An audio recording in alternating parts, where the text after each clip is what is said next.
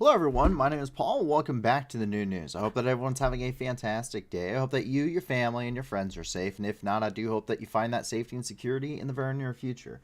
There's some stuff going on here in the news tonight, some stuff coming out of Ukraine and Europe, and several things coming out of North America today. All of which we're going to be reporting to you guys. But generally speaking, when it comes to the news, it usually means a lot of suffering for a lot of people all over the world. And whether you're talking about the war in Ukraine, you're talking about what's happening in the Horn of Africa, or the natural disasters ongoing there in Southeast Asia, it doesn't matter. All of these things, a lot of people are affected by them. And a lot of people need help. And that's the whole point of this channel, is to be the news that gives back. And the way that we're able to do that is through you guys. If you check out the video description below, you're going to see a ton of links to a bunch of organizations down there, many of which have been submitted by you guys, all of which 70% or more of the donations that they receive go directly to their programs, with 30% or less, and emphasis on that or less, going to things like salaries and administration's costs, which is why you may see some organizations that are very notable that may not be down there simply because we couldn't verify just how many of their donations actually went to actually helping people with their programs. And so if you can, give a lot to these organizations. If you can't give a lot, give a little. If you can't give anything at all, that's okay too. One of the biggest things you can do is help us grow our impact here at the New News. And the way that you're able to do that is by supporting the channel. You get those likes and subscribes and the comments and sharing this amongst your communities and that you're a part of. Really helps out the channel. The more people that come here and watch this, the more people that there will be to donate, that will be to get the word out, and there will be to help people throughout the world, and we'll be able to do a lot of good. So I really appreciate all of the support that we've already gotten with the channel. It's been amazing to see how this thing has grown and continues to grow, and I very much appreciate all of that. And if you guys do have any questions throughout the duration of the stream, if you're joining us live tonight, please feel free to ask them in our live chat. I am watching the live chat. I'll be able to answer any questions and comments that may come through during the stream. And to give you a little bit of a background on myself, if you may be new here, I served in the Marine Corps between 2016 and 2020. I served as an 0352 anti-tank missileman and a corporal with 2nd Battalion, 7th Marines out of 29 Palms, California. I did 2 tours to the Middle East. My first tour between October of 2017 through March of 2018, I went to the country of Syria as part of Operation Inherent Resolve with the Special Purpose MAGTF there. And I was in the northeastern part of Syria, mostly Al-Hasaka provinces and Deir ez-Zor province, in order to provide assistance, and was attached to Special Operations Forces, including SAS, Royal Marines, the Green Berets and Rangers and stuff that were up there fighting the Islamic States, as well as providing security and assistance to the local populations there and the local fighters, the SDF. And then I came home, operated, I was in charge of an armory inside of the unit for about 2.5 years. And then in between October of 2019 and March of 2020, I deployed again. This time I was a Javelin team leader as part of the Crisis Response Company out of Kuwait. From there, I spent most of my time in Kuwait until the new year of 2020. On New Year's Eve, I actually went to the U.S. Embassy in Baghdad, which was under attack by 4,000 protesters and Kataib Hezbollah militants. There, I went and secured the embassy, as well as 100 other Marines, and also I oversaw all anti-armor operations over the entire embassy complex. After that, I then went down to the Red Sea in Saudi Arabia, and I trained Saudi Arabian Marines getting ready to fight the Houthi rebels there in Yemen as part of the Saudi coalition. I'm a subject matter expert in anti-armor warfare and armor doctrine. I'm also a fully cross-trained rifleman, a fully cross-trained fully cross-trained machine gunner, a partially cross-trained radio operator, and a CLS or Combat Lifesaver certified Marine, meaning I've received additional medical training on top of what most Marines do receive, so I can assist Navy corpsmen in their task, and I do have real-world experience providing aid to casualties.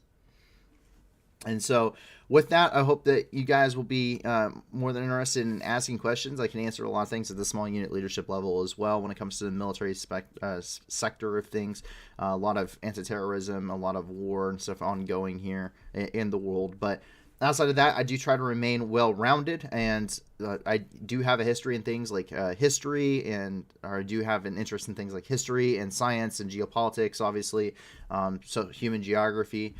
So I'm not an expert in any of these, and it doesn't matter if I am or not, because at the end of the day, I always implore you as a viewer to please do your own research. There's a ton of stuff that is out there that I may not just have the answers to, and there are always experts that debate about a lot of things. So please do your own research. If you want a starting point, our maps are always available to everyone.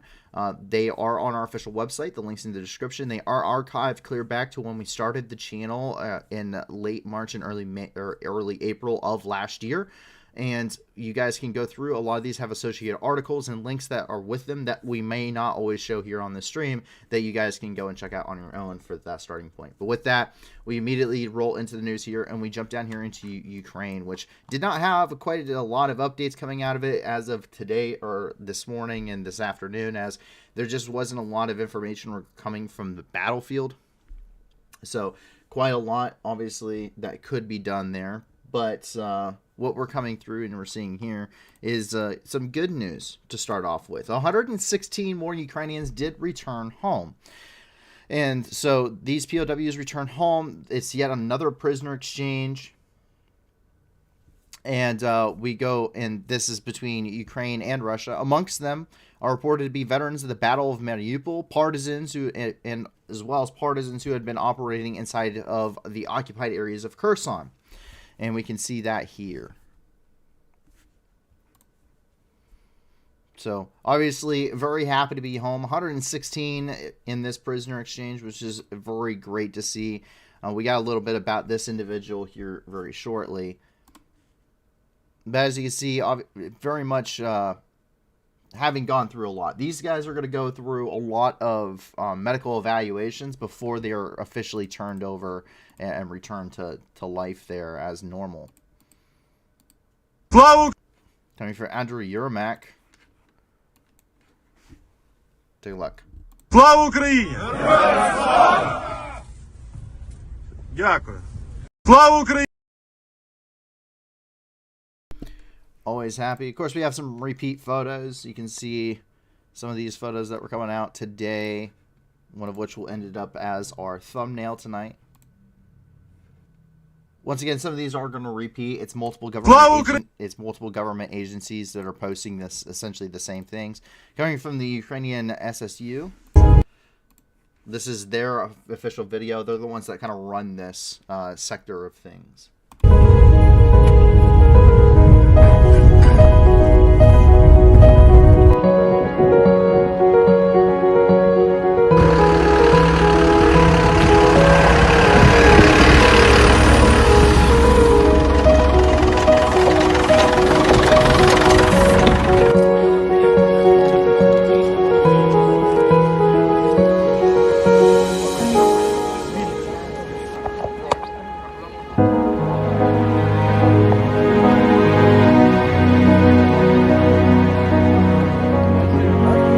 Слава Україні!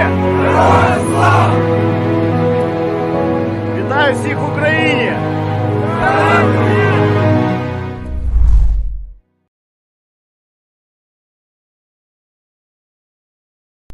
Ministry of Internal Affairs also commenting on this. But you can see these guys just kind of generally just very happy to be home. And I can't blame them. But regarding this guy, he's just very longingly staring at this apple. So he's been in captivity for a very long time, 11 months to be exact. He was one of the first there. So he was a restaurateur. He was a manager, and this was him before the war. So this is before February 24th of last year. And this is him today. And you can see just how much he has gone through.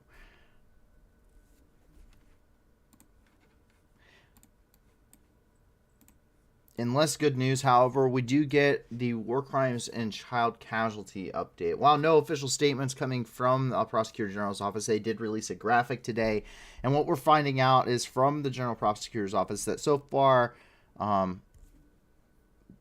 there have been very extensive amounts of war crimes. I think I may have mislabeled here. But we can take a look here. 68,019 registered war crimes and crimes of aggression. These are based off of international law, as well as 16,973 crimes against national security. These are Ukrainian law. And so far, they have identified 636 suspects there. But the most damning and egregious of all of these would be the crimes against children. So this does not include areas such as Bakhmut and areas that are under very intense kinetic activity right now, very intense fighting. And so far, 460 children have been killed, with a further 919 injured since the 24th of February. And these are the ones that have been confirmed by the Ukrainian government so far. That does bring us down here into the Donbass, where we have our last 2 points of the Ukraine segment. As I said earlier, not a lot of information coming out right now, whether that's due to operational security or what have you. Today has just been very light on the news. And coming out of Kramatorsk, of course, from Pavel Kolenko, the head of the Donetsk Regional Military Administration, we can see that latest daily Donetsk update coming out at 8 a.m. this morning. And he says, quote, on February 3rd, number of victims of Russian army in Donetsk Oblast increased by 2 killed, 14 injured, end quote. And we do get that graphic once again this morning. That is demonstrating it. We can see here, Toretsk had the 1 killed, 6 injured there. Which we had covered last night. Bakhmut, one killed. This has been clarified, so they had to update this. 3 injured. Kurakiva, 3 injured. Klanivka, 1 injured. And New York had 1 injured. Since the beginning of the Russian invasion on February the 24th of last year, 1,346 Ukrainian civilians have been killed, and a further 2,983 have been injured. And this does not include areas like Volnovakha or Donetsk itself or the city of Mariupol, where through Maxar satellite footage that has been analyzed so far, tens of thousands of Ukrainian civilians have been killed.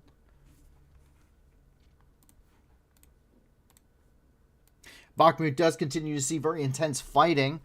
Small unit leadership in and around the city and state taking a very big role, and it is this very small unit leadership and tactics that we see here that is really making or breaking this. As squads are acting almost completely independently in their own sectors of the front line and engaging in very close quarters combat with the Russian forces in some cases, really stemming that onslaught against them. And they have yet to make any major gains. The Russians have yet to make any major gains with Bakhmut so far from what we can tell from the footage coming out. But even under these intensive bombardments over the last few days, we've heard reports of a lot of volunteers unfortunately getting killed. And these volunteers include people that are performing medical duties and what have you, but also individuals that are trying to conduct evacuations. Several people trying to conduct evacuations in Soledar were killed as well. And we can see that coming out here because volunteers are still going into the city. It is too dangerous for any other organization to go in there. Any large organization, the United Nations, for instance, the Red Cross, for instance, refuses to go into Bakhmut because they see it as too dangerous for their personnel. So it's these small individuals. They're taking their cars and they are driving into the city and trying to pull people out, as well as some official organizations such as the White Angels Police Unit, which is the ones that conduct evacuations as well using an armored van. Some of the fighting coming out here. Где пидоры?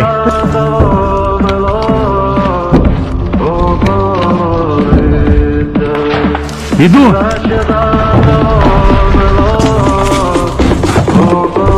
И куда, блядь?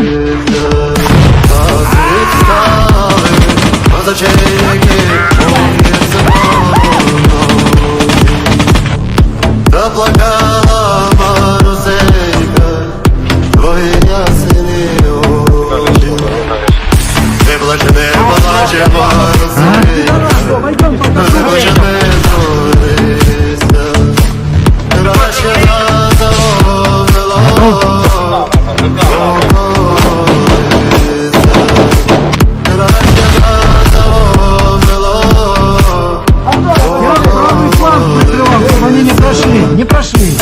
Красавцы.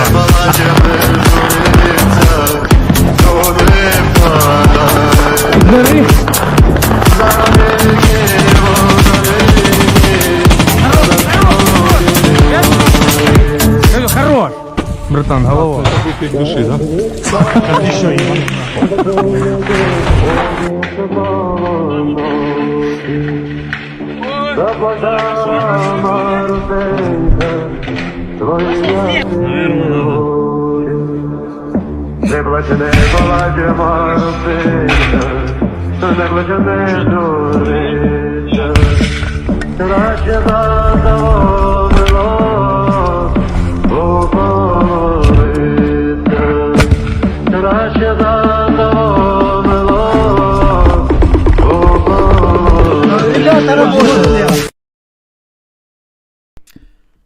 So as you can see, just small units. They're doing a lot of small unit leadership tactics there. A lot of just individual squads.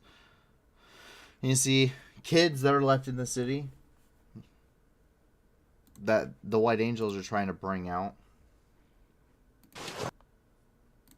This is actually that video from Anton Zhiroshenko. Хочеш маму побачиш? Хочет, конечно.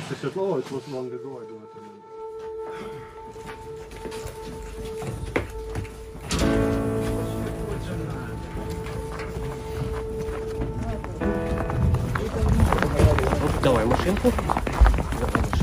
Все, let's go.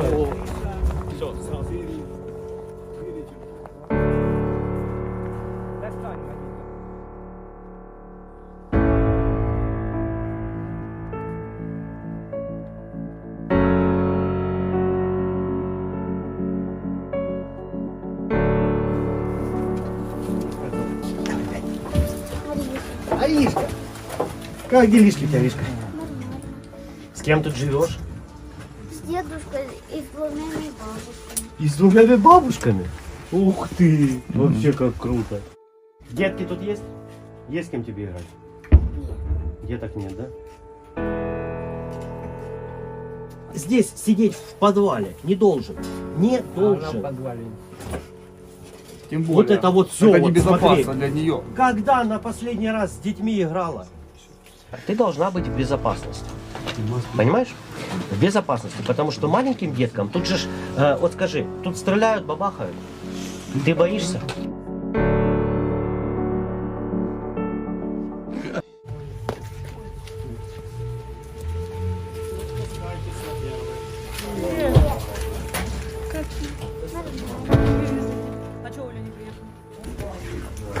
Фу, меня аж трусит. Лина, иди сюда, задолбал. Ты доволен? Точно? Точно. Здравствуйте. У тебя У вот нас это... во двор прилетела. Я знаю, что у вас во двор прилетело, поэтому мама панику и подняла. Поняла? Откуда? Рада, что дочь привезли. Ты такая милая с Мишкой. Да ты что? Милая смешка. Я дочь вообще сама милота. Особенно он.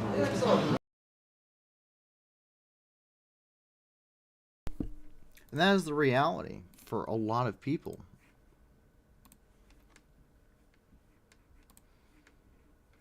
You can see fighting, obviously, units are still pouring in there. They're still continually rotating units from what we can tell. Ukrainians are rotating units in and out of Bakhmut and also bolstering forces there. But we do see Russian forces are on the outskirts of the city, as we've suspected for some time now. Прогуливаясь по окраинам Бахмута, точнее не по окраинам, а по первым освобожденным улицам, которые уже можно назвать улицами Артемовска. Так что работаем, двигаемся. Ребята из ЧВК Вагнер тоже двигаются активно. Скоро город будет освобожден. Прогуливаясь.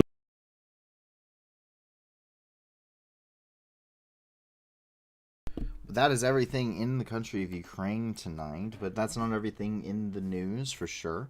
We jump over here actually into Geneva, where we see that it is World Cancer Day today. February the 4th marks World Cancer Day, which aims at uniting global efforts in the battle against cancer.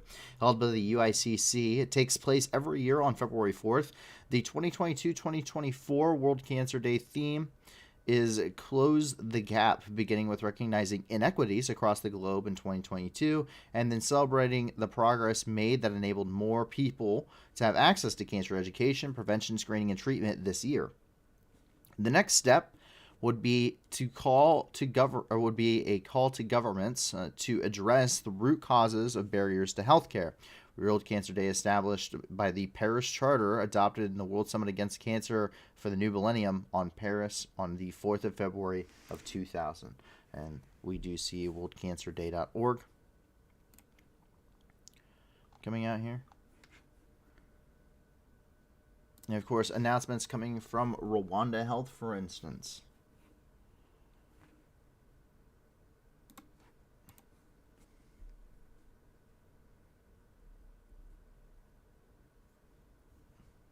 Regional Director of the World Health Organization in Europe.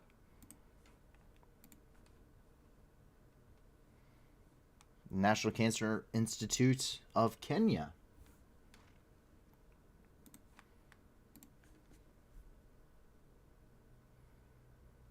World Health Organization there in the Pacific.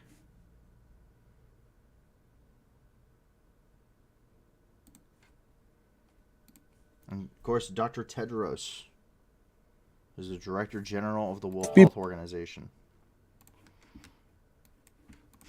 More than 1 in 5 people will be diagnosed with cancer in their lifetime. Cancer not only takes lives, it can damage families, destroy livelihoods, and cripple communities. Women face particular challenges. Cancers such as breast and cervical cancers often strike women during the prime of life. Each year, 1 million children lose their mothers to cancer. The costs of care expose some families to extreme financial hardship or plunge them into poverty. WHO is committed to closing the cancer care gap, particularly for women's and children's cancers.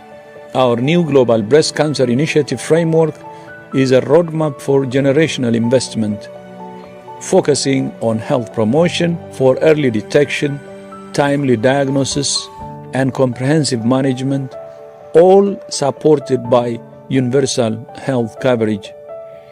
Implementing these strategies could save 2.5 million lives from breast cancer by 2040. This World Cancer Day, WHO urges all governments and other stakeholders to act now to detect breast cancer earlier, diagnose it faster, treat it better, and give everyone with breast cancer the most precious gift of all, the hope of a cancer-free future.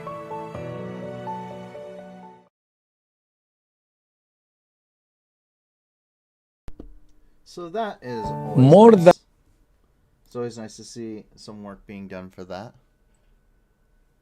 Yes, hello. My co-hosts wanted to make sure that I knew that they would like attention.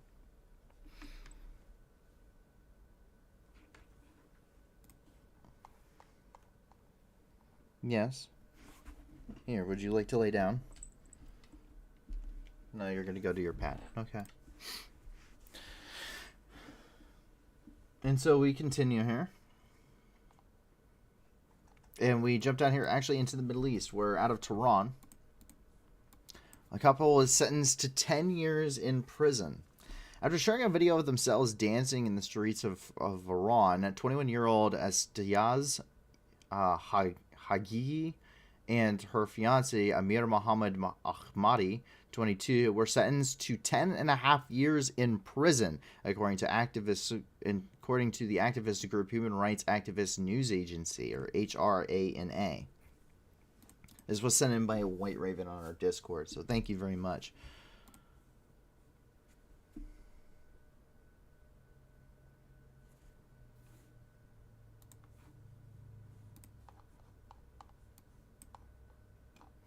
Out of Sri Lanka is completing the prerequisites for IMF aid.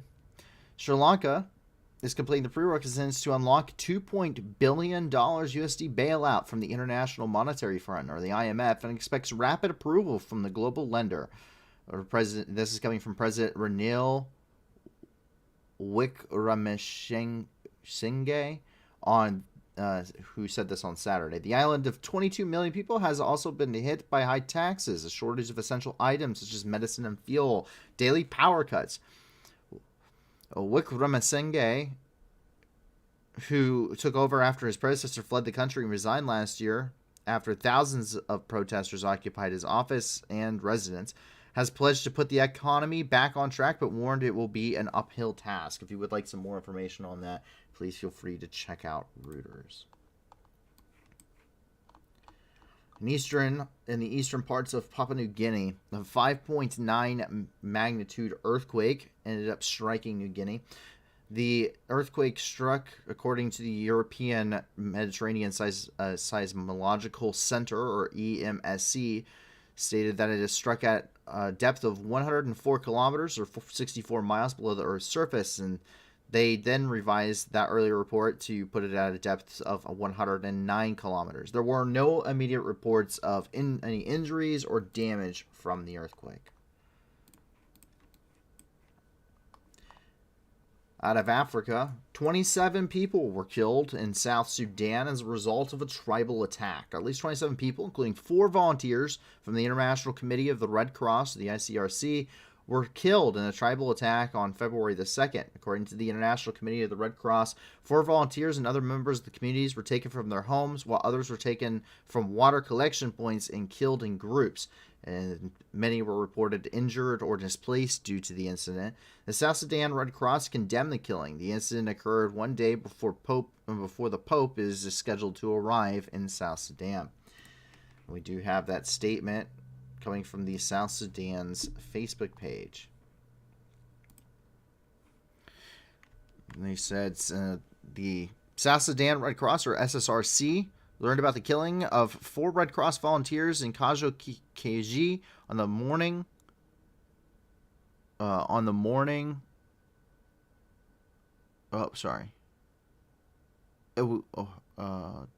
Thursday morning, 2nd of February 2023.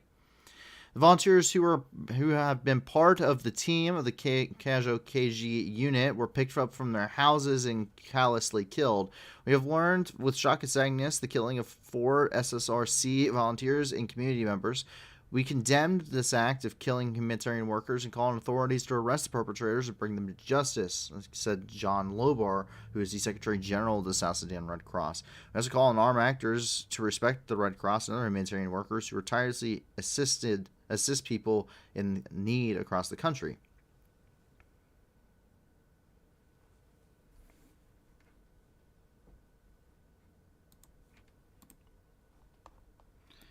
Meanwhile, in Mali, residents are leaving their homes due to the Islamic State. Residents of the village of Intalit and Dori, or Dor, which are located 8 kilometers southwest of Gao, Mali, are leaving their homes due to an ultimatum from the Islamic State militants. Recently, ISIS militants have been evicting their population from rural villages. For what purpose, it is not clear.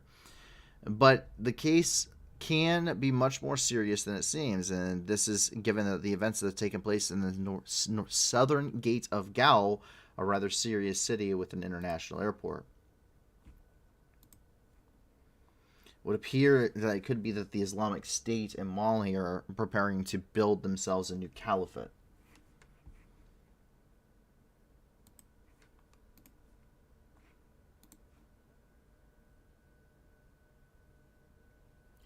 Large numbers of refugees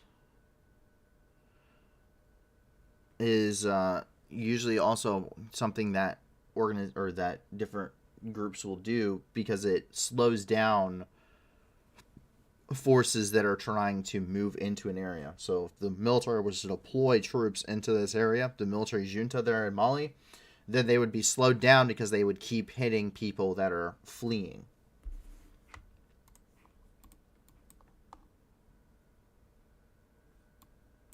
Red Arrow 101A5 Phoenix from Discord asked this question yesterday after the stream, and it's probably pretty good to address that here.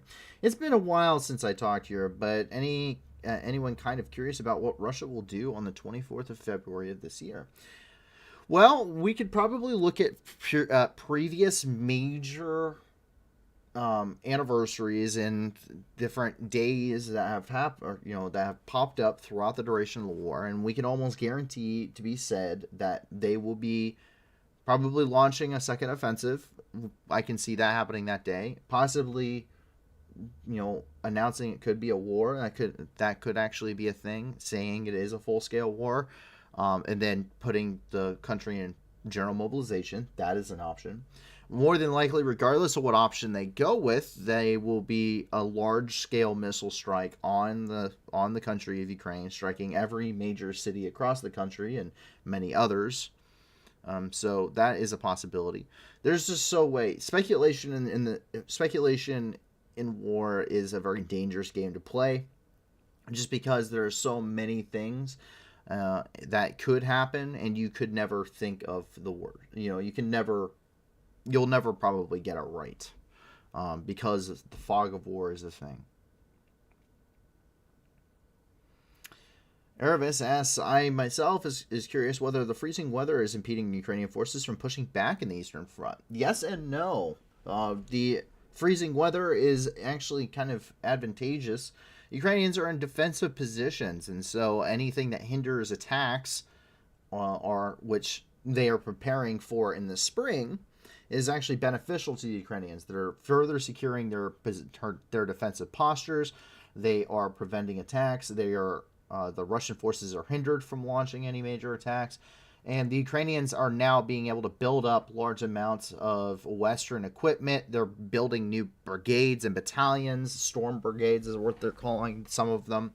And they're preparing for that spring offensive and being able to rotate troops out of the front lines and being able to put in fresh forces with new, modern Western equipment, Western training, and possibly even Western aircraft into a better offensive when the timing is much better. Because we're getting ready to see here, it's almost been a year, and you have to remember the conditions that you saw not but a couple of weeks ago with the Rasputitsa, they're getting ready to come back. It's that same time of year that the Russians launched the beginning of this war, and it hindered them so horrendously at the beginning of the war, was that Rasputitsa mud.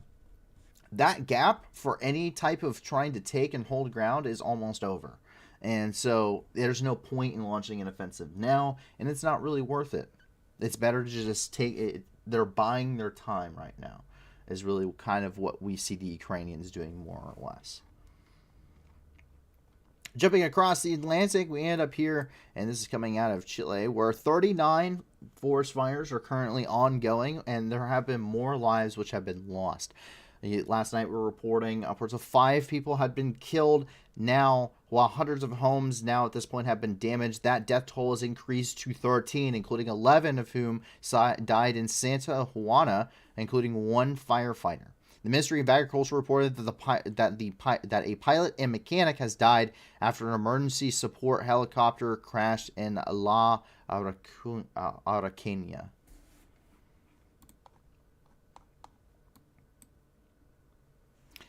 And several different points coming out of North America.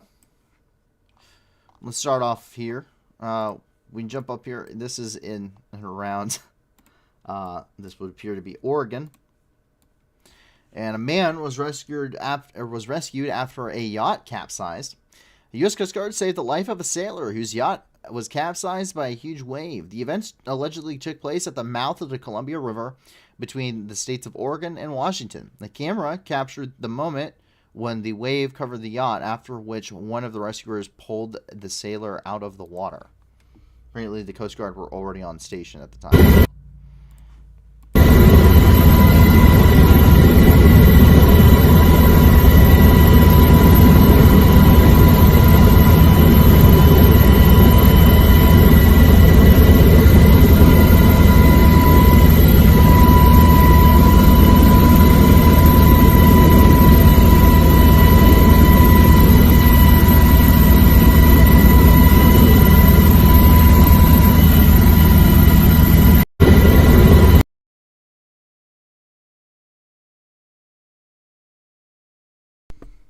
According to police in Astoria, that boater, 35-year-old Jericho Labonte, was accused of stealing the yacht. He is also suspected of leaving a large dead fish on the porch of the Goonies house. Police found Labonte at a warming shelter in Seaside where he had used a fake name. They arrested him at around 7:30 p.m.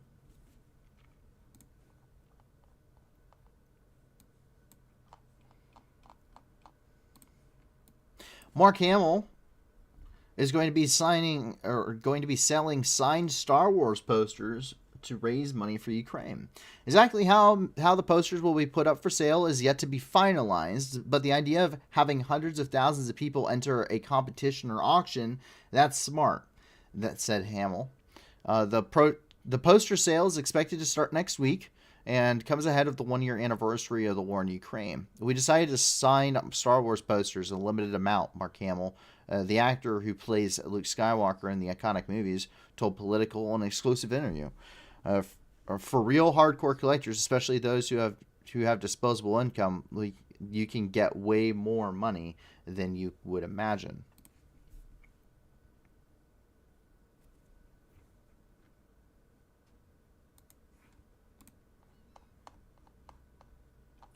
So I might attempt to participate. You never know. I will probably be immediately outbid, but I will attempt to participate. I'm a big Star Wars fan, so I'd be okay with that. But as we come down here into San Diego, this town is home to the Pacific Fleet. It's the home of the Pacific Fleet. The U.S. Navy SEALs are stationed in Coronado Island. They have the Miramar Marine Corps Air Base. They have MCRD San Diego. And they also have Camp Pendleton to the north. And they have a submarine base. So this is for them to be stirred, it takes quite a bit. Which is why when the U.S. Special Operations Command, specifically the U.S. Army Special Operations Command, comprising adult force operators, Green Berets, and the U.S. Army Rangers, started conducting urban combat training in and around the city of San Diego, it kind of stirred a panic with local residents amid the international tensions ongoing with different countries throughout the world. MH-6 Little Birds, assumed to be operating under the 160th Special Operations Air Rotary Wing, conducted blackout rooftop landings on some of the skyscrapers, flying amongst the buildings. In other operations, Special Operations team members breached and cleared houses and buildings.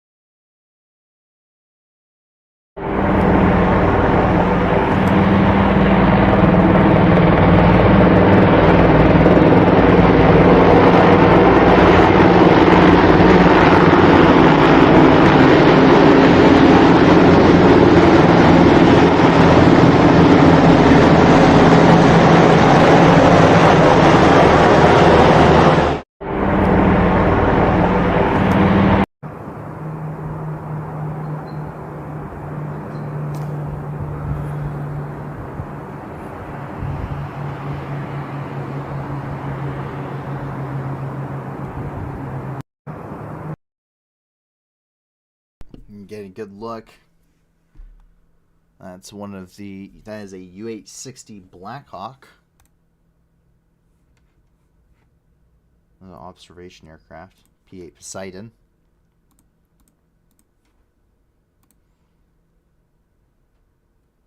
Quote, the training consists of air-to-ground mobility operations and close-quarter combat training to enhance soldiers' skills by operating in a realistic environment. They also go on to say that they were planning with those involved, as well as the fact that safety precautions were taken. And we also saw San Diego police officers out on scene. So it did appear that several people, quote, Yeah. So those guys are, so it was top tier operators that were like, we're going to go kick in doors in an American city because we need the training. I've seen like the extensive measures of safety that have gone into military training, obviously.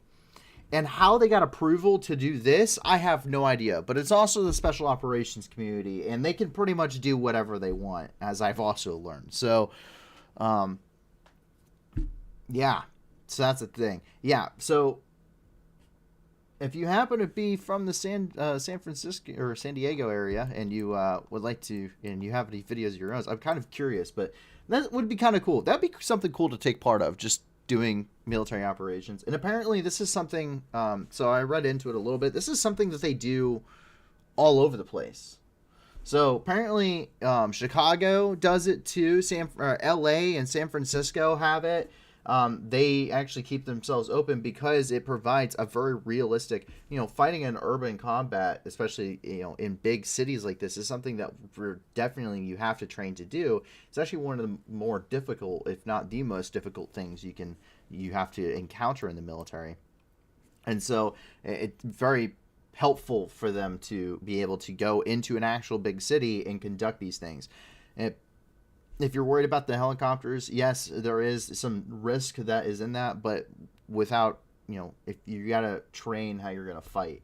And personally, having worked with the 160th Special Operations Air Rotary Wing, the SOAR, also known as the Night Stalkers, those guys are the best pilots, hands down, I have ever met in my life.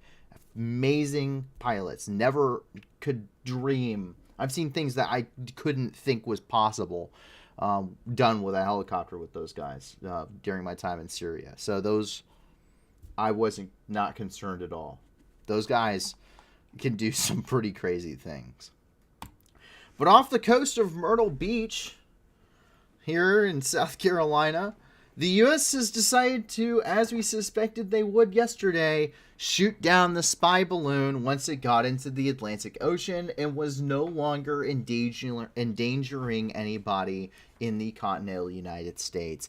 The United States shot down the suspected Chinese spy balloon as it floated off the country's southeast coast on Saturday. Earlier on Saturday, Biden said that the United States was going to take care of the suspected Chinese spy balloon, but did not elaborate. When asked if the balloon was going to be shot down, Biden gave a thumbs up to reporters.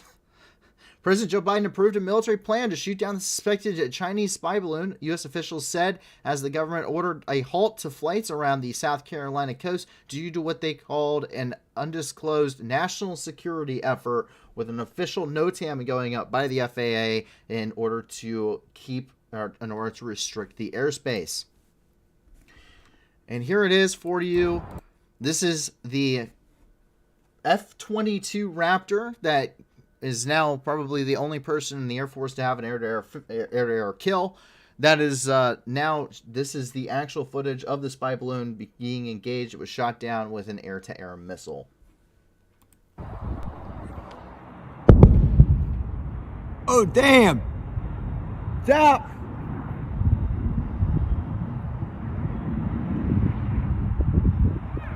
They shot. It's going at it right now.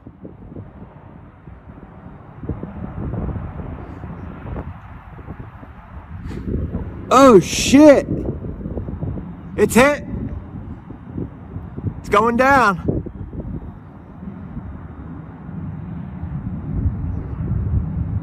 What?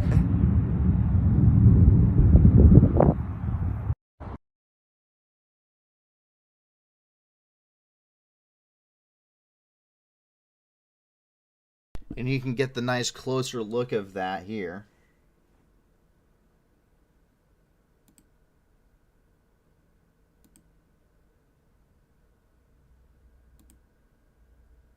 So they did engage it with a air-to-air missile. And coming from the FAA, we have a sequence of tweets here. The FAA has paused departures from and arrivals to Wilmington, ILM, Myrtle Beach International, and Charleston International airports to support the Department of Defense in a national security effort. The agency has also closed airspace. The flights to and then later the flights to and from Wilmington, Myrtle Beach, and Charleston airports are resuming. Other airspace has been reopened. Normal operations resuming. Did not take them particularly long to go from okay, we're closing it to all right, you're good to go.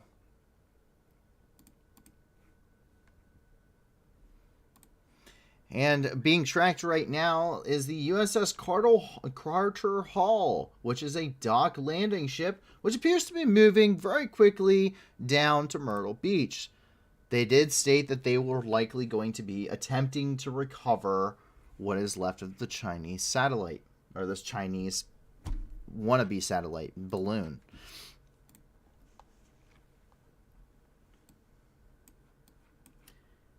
Meanwhile, coming from Nova Scotia, the first Canadian Leopard 2 is on its way. The first Leopard 2 tank has departed at the Halifax International Airport on a Canadian Air Force aircraft so far. Coming from Anita Anand, who is the Minister for National Defense.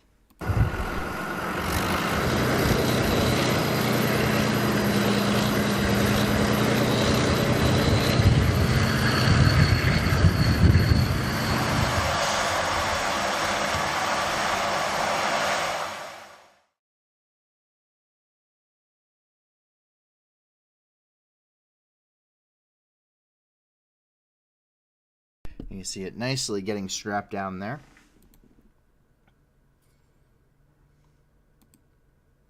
This is the first of the 4 that they will be sending. So always good to get caught up with that. But that is the hard-hitting news of the night. But don't worry, we have something very interesting coming for you guys. It's a 1 in 10 billion star system is doomed to explode in a fiery kilonova, is what they're calling it. For the first time, scientists have discovered a double star system that is doomed to explode in a fiery kilonova. Kilonovas are huge flashes of electromagnetic radiation released during a merger of either 2 neutron stars, the exposed core, the collapsed cores of massive stars that ran out of fuel, or a neutron star and a black hole. The kilonova, which will send gold, silver, and platinum and other new heavy metals careening into space, won't happen for millions of years. But the precursor system that is set up for this massive merger is a rare sight nonetheless. Consisted of one massive star and a dense, dead neutron star locked in a shared orbit. Astronomers estimate that there are fewer than 10 such systems in our galaxy.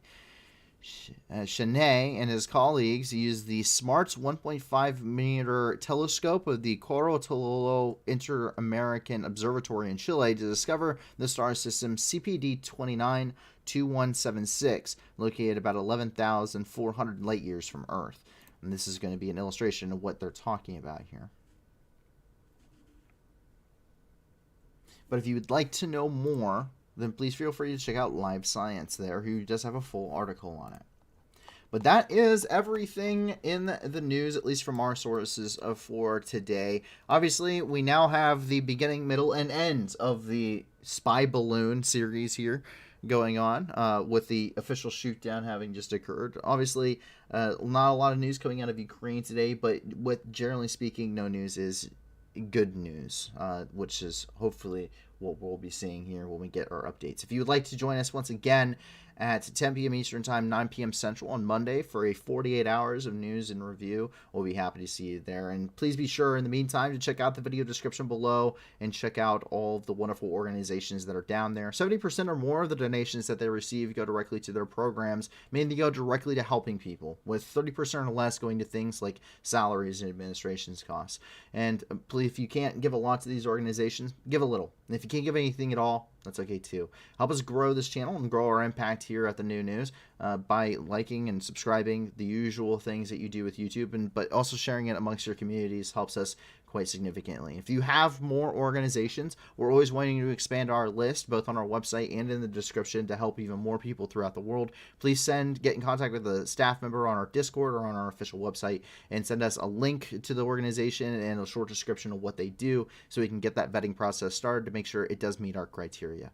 Outside of that, I hope that you guys remain safe. I hope that you have a wonderful rest of your weekend, and I hope to see you all back here on Monday nights for that news and review. My name is Paul from the New News. Have a fantastic night, everybody. Alrighty, bye now. Going home, Russian soldiers, going home. Бо ми всіх вас тут змішаємо з багном. І стріляти волновахи, і чудно кличе діти нахуй. Тут працює ЗСУ і ТРО. Нам не треба ні конфлікту, ні війни. Та ми готові всіх вас звать до сатани. Тисячі вже полягло, і все більше шлейфуйло. То для них нема нічого, крім труни. Going home, Russian soldiers, going home. Бо ми всіх вас тут змішаємо з багном.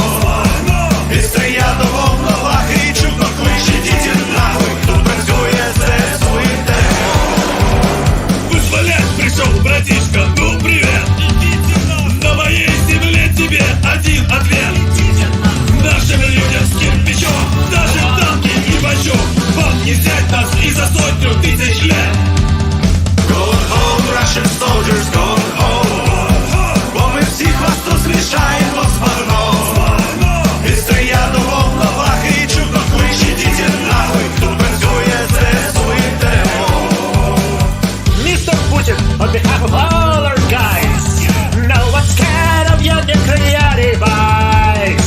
You can take your top 11, shove it up your wrinkled butt. Oh, we'll come and help you fit it in your skull.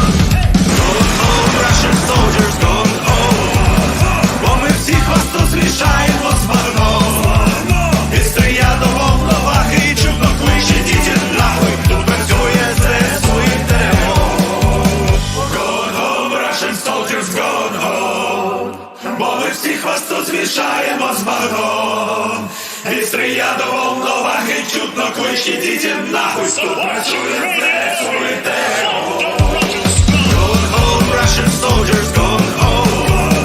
Бо ми всіх вас тут змішаємо з багном. І стріля до волновахи, і чудно кличе діти нахуй. Тут працює ЗСУ і ТРО. Going home, Russian soldiers, going home. Бо ми всіх вас тут змішаємо з багном. І стріля до волновахи, і чудно кличе діти нахуй. Тут працює ЗСУ і ТРО. Ідіть нахуй!